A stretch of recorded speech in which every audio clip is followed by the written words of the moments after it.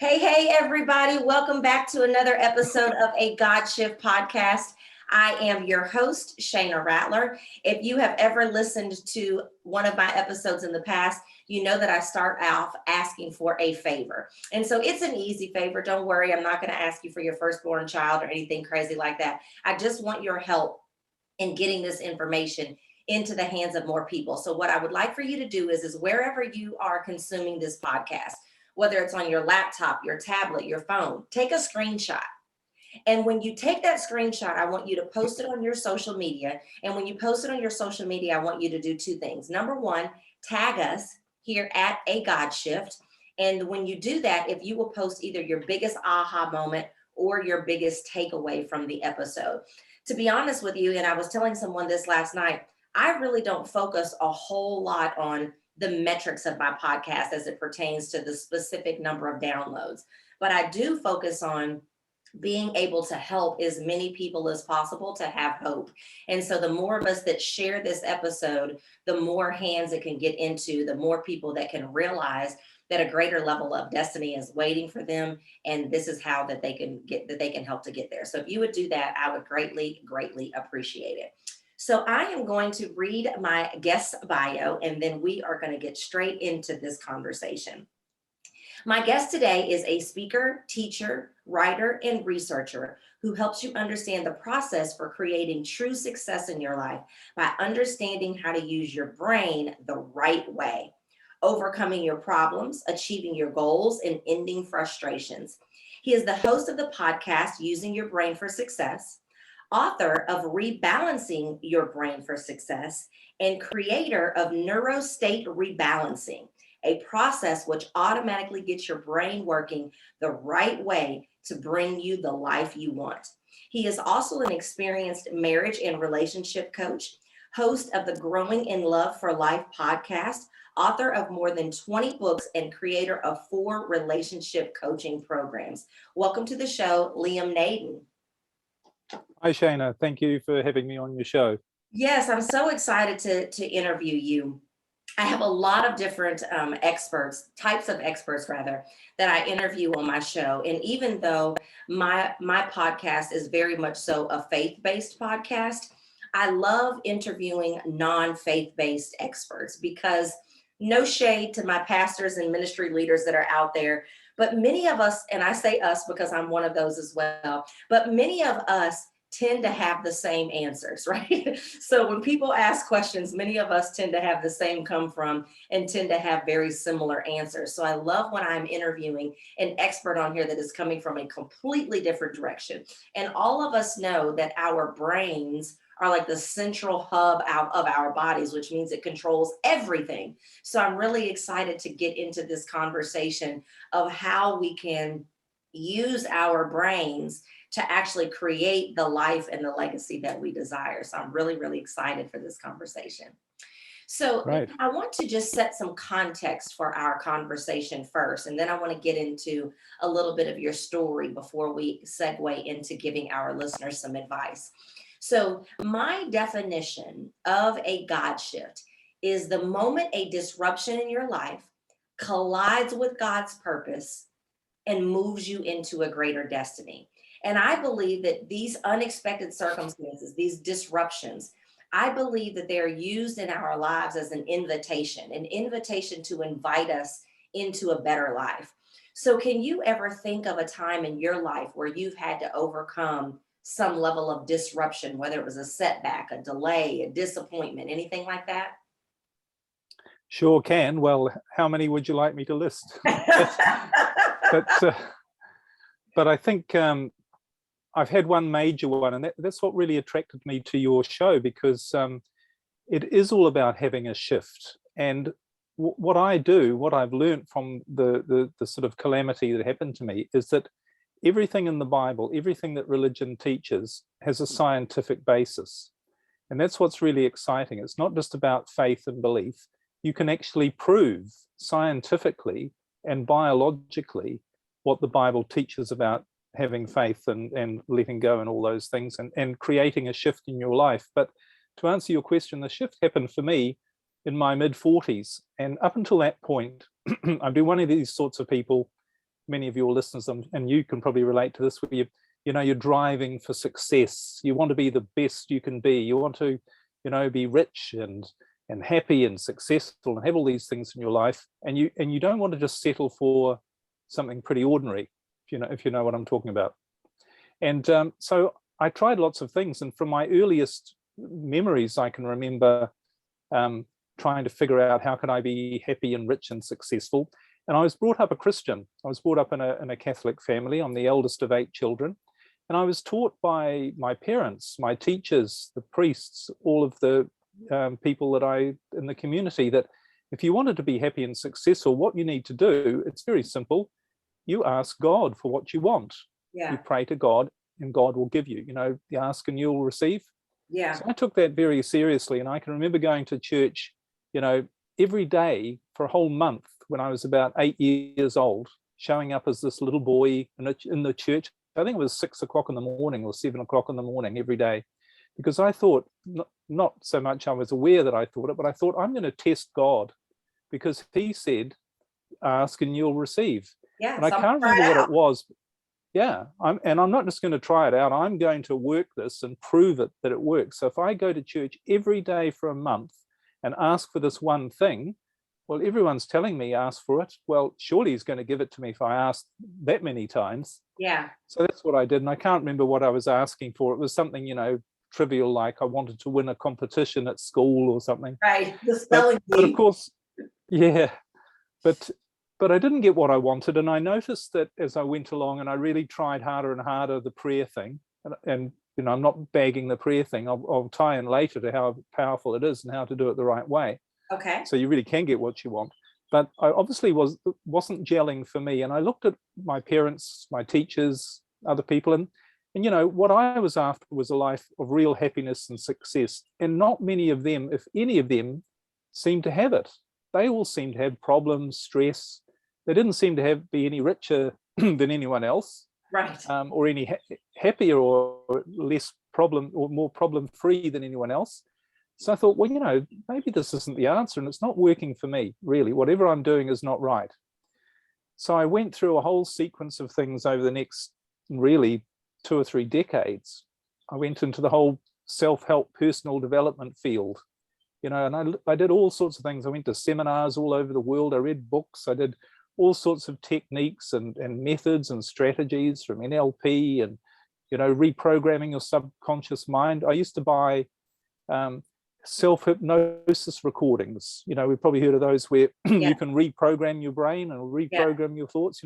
I'd listen to those 5 or 6 times a day for weeks on end. I really took these things seriously. But no matter what I tried, I still had lots of problems. I still had stress, and I still had this feeling, I'm not really in control of my life. It's not really going the way I want it to go all the time. And as soon as things start to go well, then unexpected problems show up, spanners in the works. Yeah. And I was doing well. I learned that you had to work hard. You set up your own business, do all those things, study business, study marketing, study how to, whatever it was, I studied it. And I was doing pretty well. I had my own businesses. I was earning a lot more money than I ever had, than anyone I knew ever had, and I was starting to be able to do some of the things that I dreamt about doing that money gave me the opportunity to do. But I still wasn't really happy. Sure. And I still had this nagging life of problems and stress. And I got to the stage of thinking, well, maybe problems and stress, that's what life's all about. Maybe this idea of seeking this idea of really being happy and really in your heart and soul feeling fulfilled, maybe that's just a silly idea. Because wherever you read, people say, well, life is hard, you have to struggle is good, Yeah, all and of these the things. Bible tells us not to consider it strange when we go through trials and tribulations. Yeah, well, we'll come to that. But anyway, so I did all these things. Then I even got involved in spirituality. We've heard of the law of attraction and spiritual practices, as opposed to religious practices, but like meditation and, and I did all of these things. I learned to meditate. I became a vegan for 7 years and changed my lifestyle. But again, all of the people it didn't work for me, firstly. It didn't give me consistent results. I still had problems. I still had stress. Yeah. So I thought, oh, well, this is just the way life is. But then my aha moment or my shift happened when I was in my mid-40s, and I lost everything. Wow. And I became homeless. And I had to move in and sleep on the couch in the living room of my elderly mother's small apartment, and I had nothing. Apart from the clothes on my back, I literally had nothing. And even worse than that, I had no prospects. So I lost all my businesses, all my homes, and I had a fair bit at that stage, my relationship and my friends. And worse than having nothing, I didn't have a clue on what to do to get myself out of that situation, because I'd lost all my income. And I thought, I don't know what to do here. And why is this happening to me? Because I'm the master of success. Yeah. I know everything about how to be in control of your life and be successful. This should never have happened to me. I mean, all of the seminars, all of the books, everything I've read, about goal setting and, you can manifest anything you want and all that. I've tried all that. So how on earth could I have ended up in this situation? And what I did was I changed my approach. And I'm sure you've talked a lot on your show about letting go and trusting and allowing and all those sorts of things. Yeah. And that's literally what I did. Now, I had to find out later why it worked. And that's what led me on to the study of the brain. Yeah. But what actually happened was I did let go, and I just said, and I didn't pray to God particularly, I don't recall, but as I was living through all this mess of unraveling, all my finances and having bankruptcy people, constantly on the phone to me and trying to get money that I didn't have. Yeah. And I had no clue on what to do to get myself out of that situation. I just thought, I give up. I literally give up. I don't know what to do. And then something really interesting happened after that. I had to unravel things for a while, but life got an awful lot better. And I attracted a much better relationship than what I'd ever had before. And business opportunities started to show up, ideas on to make an income, and doing things that I really loved to do. It wasn't, horrible stuff. I wasn't working at McDonald's or anything, So, Liam, but before you go further with that, so because I think this is really key, and that's why I want to unpack this just a little bit more, because we're all taught to do the work, right?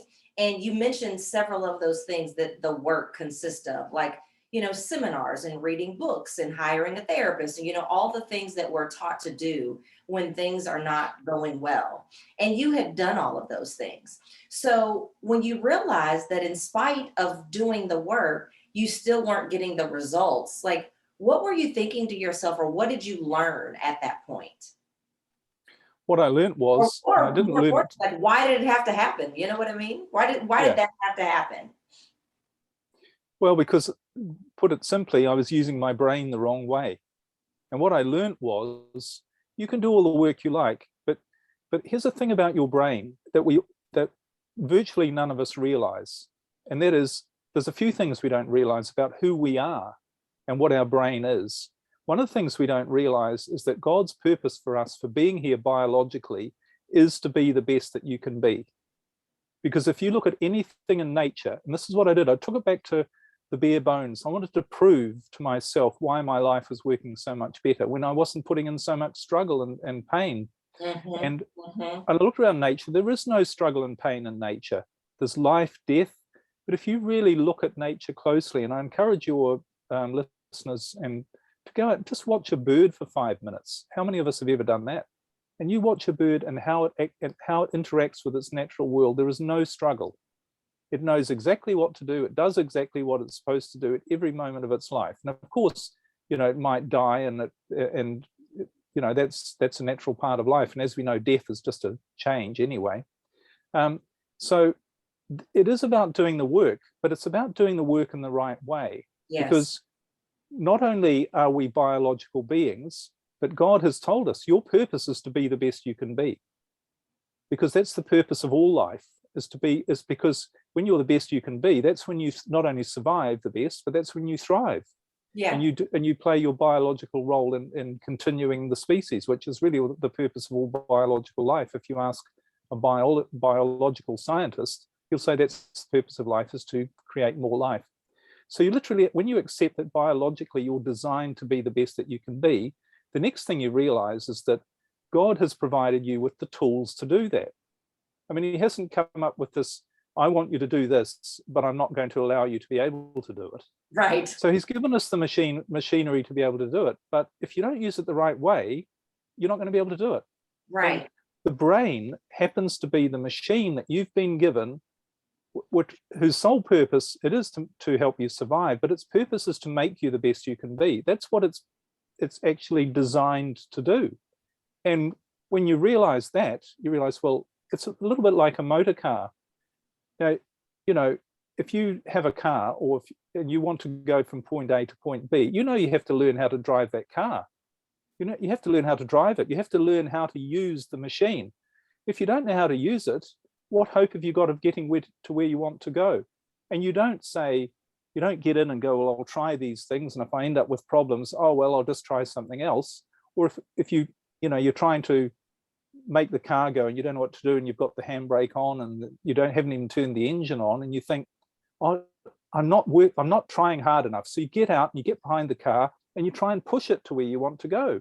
And you put in all of that effort and you go, oh, it's still not moving fast enough. So I need to get stronger. I need to build up my muscles. Now, what happens there? All you do is wear yourself out, get exhausted, and probably damage yourself. And you're not having a pleasant ride. You're having a ride of struggle if you manage to get anywhere at all. So the funny thing is, the brain is like that. It's just a machine. And yet we would never dream of getting into a car and going somewhere if we didn't know how to drive it. If someone said, well, why are you using that car? Well, so we'll have to learn to drive it. And we're taught to drive it. We're taught to drive a car. It's like logical. Well, you can't use a car properly unless you know how to use it. And if you don't know how to use it, you're going to end up with all sorts of problems. And it's purely the result of you not knowing how to use it. So what I've discovered after my experience was I wanted to know why it really happened to me. And I wasn't happy with this idea of just, well, let it go and, allow things. I wanted to know I wanted to prove that is true. And the more I learned about the brain, the more I learned it is this machine that if you know how to use it, which none of us are taught, which is so bizarre, because we're taught how to use a car, a computer, a vacuum cleaner, and we're not taught how to use the most powerful machine that exists, because your brain is literally far and away the most powerful machine in the universe. Yeah. And it's the tool we've been given to create our ideal life. But we have to know how to use it right. God can't say, well, here's the car, but you have to guess at how it works, and doesn't matter how you use it, it'll still work. It's not like that. Exactly. So I want to talk about one thing real quick, and then we're going to take a quick break and get into how people can actually begin to do this work with their brain. Is that we're not by any stretch of the imagination trying to say that God doesn't have a role in this, because I believe that a lot of the teachings that we hear nowadays that focus on, oh, just empty out your mind and think about what it is that you want to do, it just completely edges God out, which I think that's the definition of ego. But what I think I hear you saying is that no, God has already done what he's going to do. And now this is what you can do. Am I hearing that correctly? Yes. And how it works biologically is you have this stuff inside every cell of your body. The average human body has about 75 trillion cells. And in every single one of those is a thing called DNA. And people have probably heard of that. And when it's stretched out, it's like a strand of molecules. But that contains a blueprint about who you are. There's more than 250 million pieces of information about who you are. Mm-hmm. So God has a plan for you. Certainly, it's to be that blueprint. Yes, that's so good. To express that blueprint. And he's given you the brain, whose sole job is to do whatever it takes to express that blueprint, to bring out who you are. So this isn't about putting God out of the way at all. This is about putting God right back in the middle of it, because who is God? God is infinite intelligence. Yeah. God is everything that is. And if that's true, then God must firstly be infinite, and secondly be intelligent, and infinitely intelligent. Right. So our brain is how God has given us a blueprint for our life and said, here's the machine to express that blueprint to the best possible way. And he's also taught us in the Bible how to use that machine. The Bible is the best manual on using your brain that exists. But we've never really interpreted it from that point of view. We've never understood it. But give you some very good quotes from the Bible of what Jesus said, which tells us exactly how to use our brain the right way. Right. So I want to pause and do a quick commercial. And then I want to get back to how people can start to do this. Because if they're like me, they've gotten to this point that they're like, tell me how to do it. Tell me how to retrain it. So here we go. This episode is brought to you by the free guide, When God Says Shift.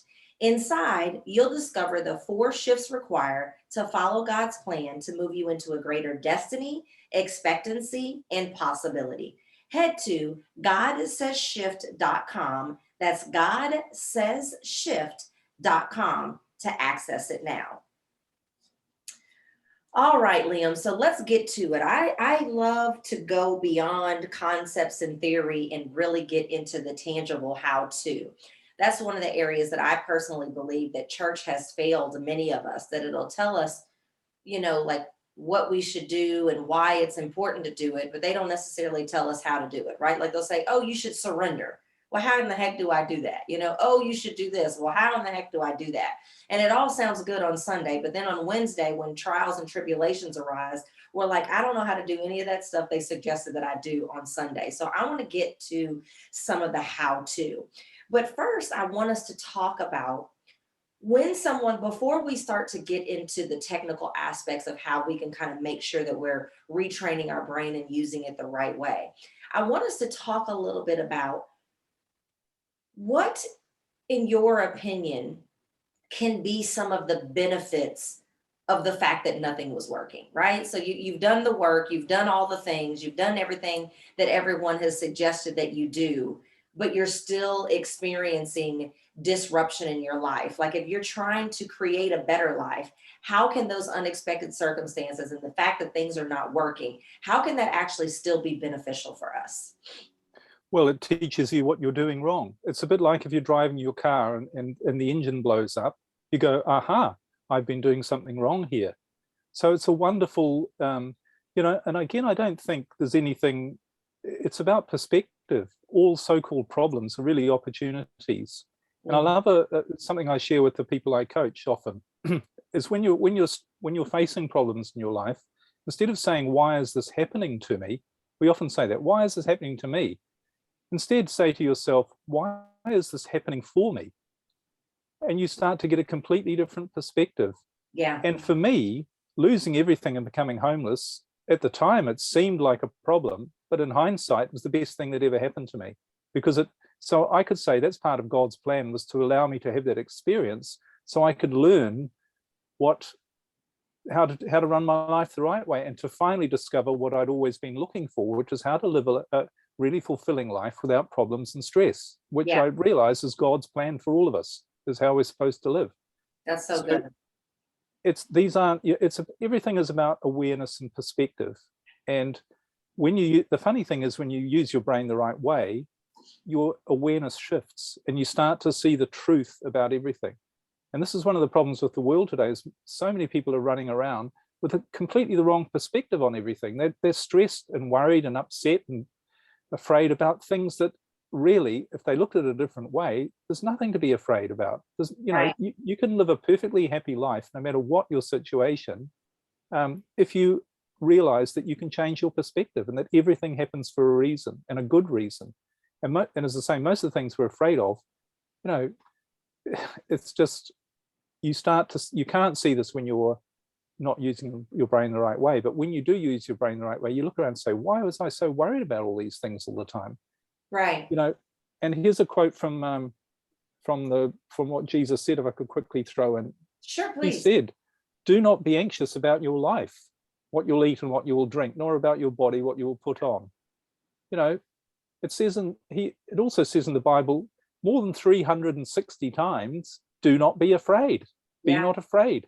So why is everyone afraid? Well, it's because they're using their brain the wrong way, but I can explain that why shortly. But the critical thing is, if you're facing problems, you have to realize that it is part of a bigger picture, and you can use it to your benefit rather than be a victim of it. Absolutely. So I don't want you to give it all away, because you guys, I really, really want you all to work with Liam. But if you could, for the sake of the podcast and for the sake of the time that we have here, could you give us your best 1 or 2 tips of how we can use our brain the right way. And then we'll kind of get into how people can take things further with you if they really want to deep dive. Okay. The most important thing you can do is learn to understand how your brain works. Okay. It's a bit like a car, and you don't need to know all the, like a car, you don't need to know the mechanics of the engine, but you need to know enough about how it functions, because then, unlike just pure faith, when you see, rather than just believe a car is going to work without understanding it, when you understand how it works, then you look back and think, why would I use it any other way? That's just madness. Of course I'm going to have problems. So the most important thing, and I really hope people are interested in this stuff because it is so fundamental to our life success. And I share this. I've got a podcast all about it called Using Your Brain for Success. I've got a coaching program which really goes deep into how, but you need to understand it's not just about having faith and saying, I really want to believe this. I did that for so much of my life. I want to believe this and I don't understand it, but I'm still going to try and believe it. You can't believe something if you don't understand it. That is the truth. And you will find the information you need to prove it to yourself. It's all there. It's in the Bible. And I'll explain a little, when I explain a little bit about how the brain works, maybe I could give you a couple of little ideas and how it's explained in the Bible. And here's the thing, the fundamental issue about your brain is it has two, it's very difficult to break this down, but I just want to do a little bit of explanation rather than just a how-to tip, because how-to tips are, again, your brain being used the wrong way. Because if you're just looking for a quick tip, quick little idea, they're not solutions to problems. And people, I'm sure, are finding this. You can get all the information in the world about these little tips, but you still have problems in your relationship. You forget what to do. Say one time, if it were just about the how-tos, we'd all be rich. Exactly. And the beautiful part about it is God doesn't expect you to know the how-to, but he's already figured it out. It's already in your brain. The how-to is already there, but you're in the way. You're in the way because you're using the brain the wrong way. So learn more about how your brain actually works. But here's a little insight into how your brain works. You have two fundamental emotional, mental, spiritual states. The one you're supposed to live in all the time is feeling happy, feeling free, trusting, loving. They also call the state being in the zone or being in the flow. And artists and creative people talk about how all this, their life just goes along. Sure they're putting an effort, but everything seems to work and this creativity comes out of them and unexpected good things happen to them, synchronicities. They meet people unexpectedly and they get these gut feelings about what to do, and they're always the right decisions. That's the natural state we're supposed to live in. Nature science has a word for that called homeostasis. And that's when you're functioning perfectly. Physically, all of your organs are functioning, your breathing, your digestion, all of your organs are functioning perfectly in this state of homeostasis. Mentally and emotionally, you're functioning perfectly. So you can be much more creative. You can come up much better solutions and ideas for things. That's the God state. That's the way God has designed us to live. But there's another state, and that is every now and then a lion is going to run out of the jungle at you, and you're going to be faced with an immediate threat to your survival. So God wants you to live in this amazingly creative, being the best you can be state, except if occasionally a lion comes running at you or something happens, and you snap out of that state and you react. So we sometimes call it the fight, flight, or freeze state. Right. And you run away or you do something without thinking instantly to get rid of that danger so that you can go back to being this happy, creative, in the flow person. But what happens for most people, the way they're using their brain is they're activating this state all the time. They're watching something negative on the news. They're thinking about something bad that happened in the past or might happen in the future. They're talking to people who make them feel bad. They're reading something. They're thinking something. And what they don't realize is that instead of activating this fear state, which is why it says be not afraid in the Bible, because if you activate that fear state and there's not an immediate danger, you're doing it the wrong way. What you're literally doing is you're blocking off your creative state. And science has plenty of words for this. What you actually do then, you activate what's called your sympathetic nervous system. And when you activate your sympathetic nervous system, in other words, when you feel fear, worry, or anxiety, your whole focus, your whole brain is switched into looking for an immediate danger to get you out of a bad situation. So what's shut down? Everything else, your creativity, your intuition, your awareness, your ability to see the big picture, your ability to attract real solutions and ideal situations in your life and the right people, they're all blocked off. They're all cut off because your brain is saying, there's a problem here I need to solve right now, get it out of the way so I can get back to that state. Yeah. So the real enemy is fear. And that's why the Bible says, be not afraid. So many times. Yeah. And the way you do that, the only way you can get out of fear is by understanding that your brain is just making up fear for you because you're using it the wrong way. You know, little things like setting goals, you know, I could talk a lot about goal setting. It doesn't work because you're in a fear state and you're subconsciously thinking, well, if I can get that, then I'll be happy, you know. But that's why you don't get those things, because you already know what you want and your brain already knows how to get it for you, but it doesn't come from your thinking brain. There are 4 parts to your brain. Your thinking part is a very limited part, but your creative part is beyond thought. It's beyond thinking. It's where these new ideas come from. So if you want to make one goal in your life, and this is my goal, and this is why I've created a process called neurostate rebalancing, which teaches your brain to get back into the balance and operate the right way. One of the main ways to do that is you've got to get rid of fear out of your life, except when it's necessary, except when the lion is coming towards you. When the lion really is chasing you. Yeah, or you know that you're standing on the road by accident and the car's coming towards you. Yes, you've got to jump out of the way. Of course, you don't want to feel no fear ever, but you have to realize, you have to retrain your brain to see the difference between a real threat and something that's just associated with a general danger. If the stock market goes down, that means I might lose all my money and end up under a bridge homeless. You know, these are the sorts of things your brain is doing to you without you realizing it. Right. And when you find a way to get rid of this fear, apart from things that are things you need to be afraid of, that's when you can start to solve your problems. That's when you can start to really create the life you want. And you get the ideas, and you also get the motivation to do the right things. You know, I do a lot of marriage and relationship coaching, as you said, and the difference between people getting good results and not is when they know they're not afraid, you know, and so they're not walking around on eggshells in their relationship, worried about, you know, hurting the other person or upsetting them. They're not trying to fix their problems. They're not wanting to go off to counseling and read another book and talk about what we need to work on in our relationship. They're not doing any of that sort of stuff. Yeah. They're enjoying, because they're not afraid of where it's going to go. They trust that their brain, the creative part, which is way bigger than their own thinking part, it knows where they need to go and should go. And maybe it's to heal that marriage, or maybe it's not, but they can be themselves and all of the right things happen. So that's the key. Find a way to get rid of fear and you'll be amazed at how your life works out. It's what happened to me. It's what I do with other people. And it's, we call them miracles, but there are no miracles in life. Well, everything's a miracle on one level, but it's all meant to be perfect. I know it sounds, you know, some people think, oh, this just sounds a bit airy-fairy, but I can prove it through science on how your brain works. All of this is documented by science. And if you don't want to believe science, believe what Jesus says in the Bible. And he says things like, you know, give no thought for tomorrow. You know, tomorrow will look after itself. Absolutely. So Liam, let me ask you this, because we only have a couple of minutes left. So okay.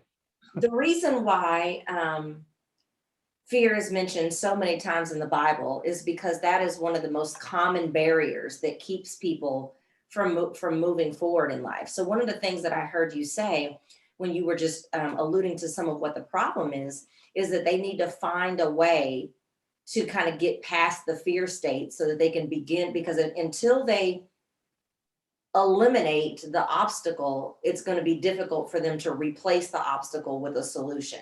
So what are some of the ways that they can get rid of that fear? Well, this is what I teach in neurostate rebalancing, but the first step, you've got to find a way to understand what it is you're actually afraid of. And most people don't know what they're afraid of. Do they usually just not know, or what it is that they think they're afraid of is not really what they're afraid of?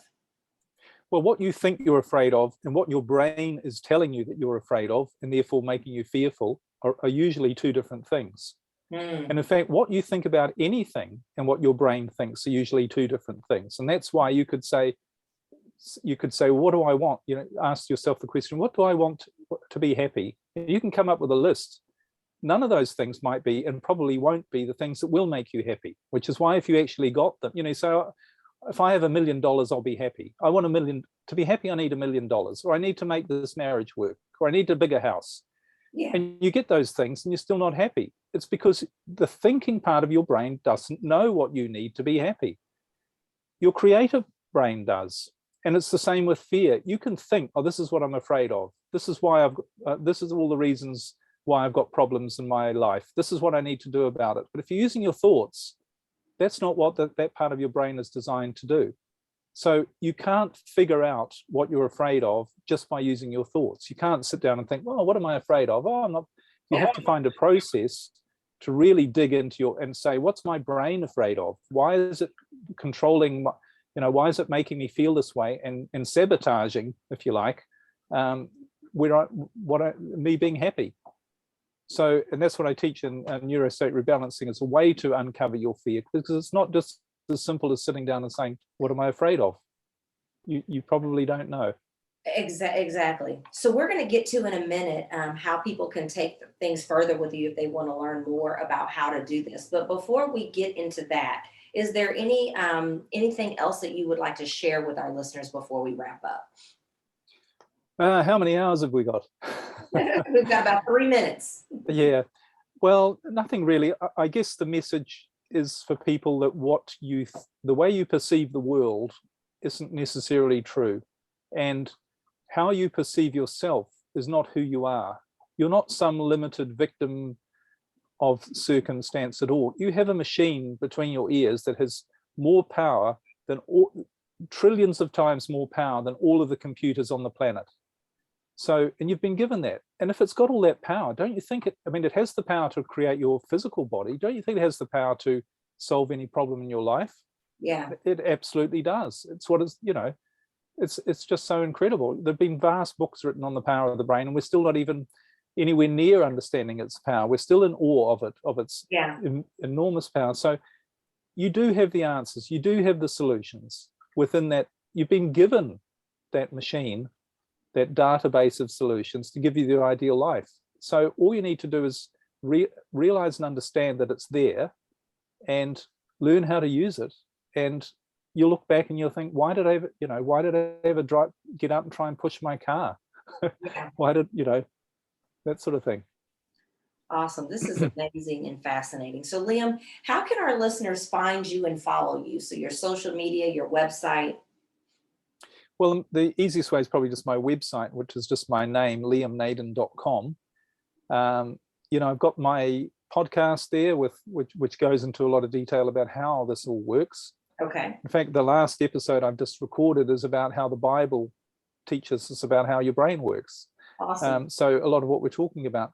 But I also have a coaching program, which using your brain for success, which is about how to use this process I've developed called neurostate rebalancing, which is a way to get your brain working the right way. Awesome. And I think it's tragic that so few people, we're never taught how to use our brain. It's not part of our education system, and we try to use willpower, motivation, and positive thinking, and none of those things are really effective because they're all too difficult. You've got this natural machine. So I teach this all in my neurostate rebalancing program, neurostate rebalancing being a process to get your brain working naturally. And then you find that, some of the things you thought were problems, you realize they aren't problems. Whatever problems you have, you're going to deal with far more effectively because you're going to be able to see the solution and you're going to act on that solution. And you're going to stop attracting problems into your life as well, which so many of us, I'm being really guilty of this. Oh, why did I do that? And make all this mess for myself. So that's really, if you'll find all the information about that on my website, liamnaden.com. That's what I was going to ask. The information for the coaching program is on the website as well? Yeah. Okay, perfect. Yeah. I will make sure everyone that the link to his website is in the show notes, so you're not trying to figure out how to spell his name, and make sure you get that right. I will make sure that all that information is in the show notes. Well, Liam, we are out of time, but thank you so much for being here today. You all go to that website, listen to his podcast.